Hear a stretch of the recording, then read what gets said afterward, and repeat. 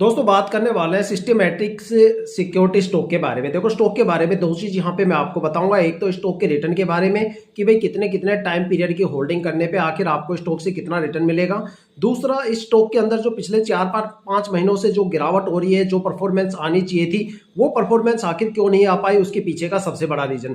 सबसे पहले हम इसके रिटर्न को बताते हैं, ठीक है। आप अपनी ब्रोकरेज एप्लीकेशन पे चेक कर सकते हो, जो भी फाइनेंशियल वेबसाइट है जैसे मनी कंट्रोल वेबसाइट, उस पर भी आप चेक कर सकते हो। देखो स्टॉक मार्केट में दो तरह के स्टॉक होते हैं। कुछ ऐसे होते हैं जो शॉर्ट टर्म में रिटर्न अच्छा देते हैं, कुछ लॉन्ग टर्म में अच्छा रिटर्न देते हैं। लेकिन ये जो स्टॉक है शॉर्ट टर्म और लॉन्ग टर्म दोनों के अंदर एक अच्छा खासा रिटर्न देता है, ठीक है। अगर इसके पिछले 5 साल के रिटर्न के रिकॉर्ड देखे जाए तो पिछले 5 साल में स्टॉक ने 83% का रिटर्न दिया है। 4 साल की होल्डिंग में फिर से 83% का रिटर्न दिया है। 3 साल की होल्डिंग में स्टॉक ने 64% का रिटर्न दिया है। 2 साल की होल्डिंग में 41% का रिटर्न दिया है। और अगर शॉर्ट टर्म की बात करें तो शॉर्ट टर्म में यहाँ पे 9 मंथ की होल्डिंग पे 73% का रिटर्न दिया है। 6 मंथ में 38% का रिटर्न दिया है और 3 महीने में 22% का रिटर्न दिया है। तो देखा जाए तो अभी तक तो स्टॉक के अंदर काफी कुछ चल रहा है, काफी पॉजिटिव मोमेंटम के साथ चल रहा है। यहाँ पे देखा जाए तो स्टॉक में कोई खास गिरावट तो है नहीं, लेकिन ये स्टॉक एक रिलायबल स्टॉक की तरह बिल्कुल पॉजिटिव मोमेंटम के साथ चल रहा है। लेकिन यहाँ पे मुझे एक क्रिटिकल इश्यू यहाँ पे लग रहा है जो मैं आपके साथ शेयर करना चाहूंगा, ठीक है। यहाँ पे जो स्टॉक की जो होल्डिंग पैटर्न है वहां पे थोड़ी सी आपको दिक्कत आ सकती है।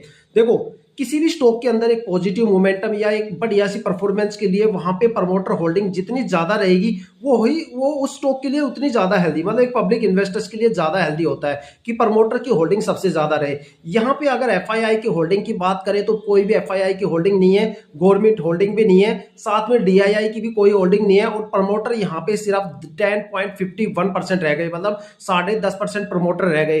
अगर यहाँ पे 3-4% प्रमोटर और गायब हो गए तो ये स्टॉक इतनी बुरी तरह से गिरने वाला है कि आप सोच भी नहीं सकते। जैसे आज के टाइम विकास इकोटेक में हो रहा है या पिछले सिनेरियो में सिंटेक्स इंडस्ट्री के साथ हुआ था, वही सिनेरियो स्टॉक में बनने वाला है अगर 3 या 4% प्रमोटर भी यहां से हिल गए तो, ठीक है। यहाँ पे लगातार पब्लिक इन्वेस्टर्स की होल्डिंग बढ़ रही है। पिछले अगर सितंबर 2023 की बात करें तो यहाँ पे पब्लिक जो इन्वेस्टर्स है वो 72% से बढ़ के यहाँ पे 75% के आसपास आ गए। अगर ये 80 तक चले गए तो फिर यहाँ पे गिरावट का सिलसिला कंटिन्यू स्टार्ट हो जाएगा, ठीक है। अब बात करने वाले हैं स्टॉक में पिछले 4-5 महीनों से जो परफॉर्मेंस यहाँ पे डगमगा रही है, जो गिरावट हो रही है, उसके पीछे का सबसे बड़ा रीजन। देखो मैंने आपको लगातार काफी ज्यादा वीडियो में बताया कि भाई लीप ईयर आ रहा है, लीप ईयर में थोड़ा संभल के रहना, क्योंकि leap year Indian stock market में काफी ज्यादा खास होता है। क्योंकि लीप ईयर के अंदर इंडियन स्टॉक मार्केट अपनी लिक्विडिटी को हैंडल करता है, महंगाई दर को हैंडल करता है और सारे स्टॉक वहां पे फंस जाते हैं और सबसे ज्यादा गिरावट लीप ईयर में ही होती है। हालांकि लीप ईयर के लास्ट 2 मंथ में हमेशा रिकवरी प्रोसेस चलता है, वही रिकवरी प्रोसेस इस स्टॉक में कम से कम 25 दिसंबर तक